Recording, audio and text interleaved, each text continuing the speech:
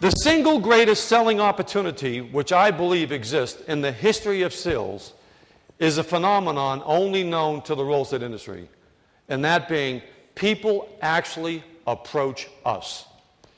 Do you think consumers go up to people and say, hey, how's the life insurance business going? Now, why do you think they don't? They're afraid of what? They're afraid they're going to be sold.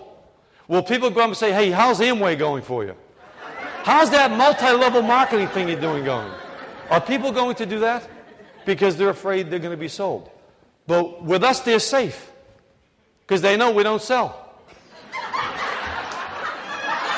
You can't argue with this logic, because that's how it plays out. Okay? We're everywhere, but we're safe. Okay?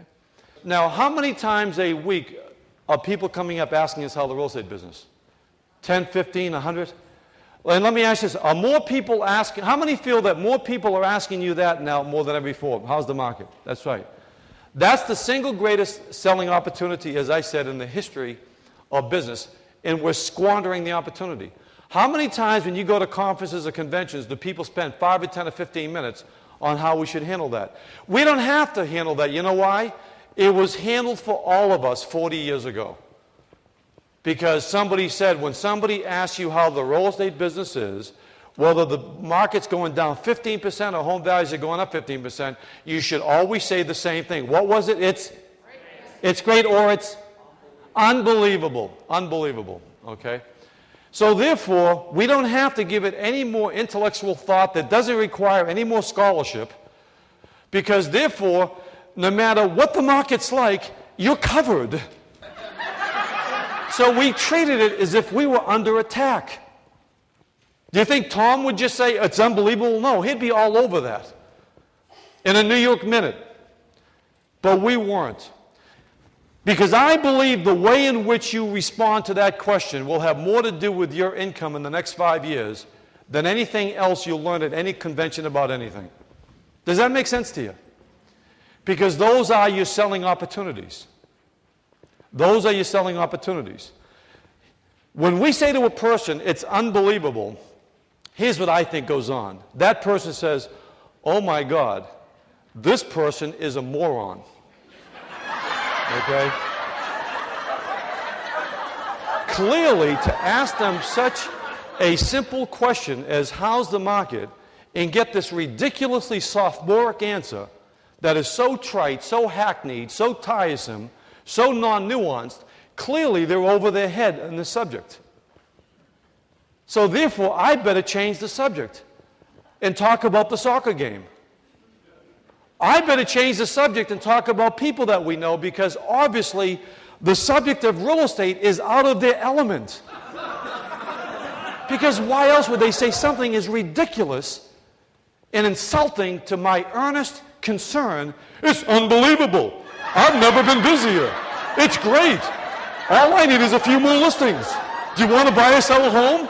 See, all of these things is because we never looked at this as a selling opportunity. Let me show you how a world-class salesperson in my mind is going to handle it differently. Eileen says, Alan, how's the real estate business? How's the market? Is it stabilizing? How's the market? Eileen, thanks for asking. Now let's stop right there, because I'm spending time on this because this is your income.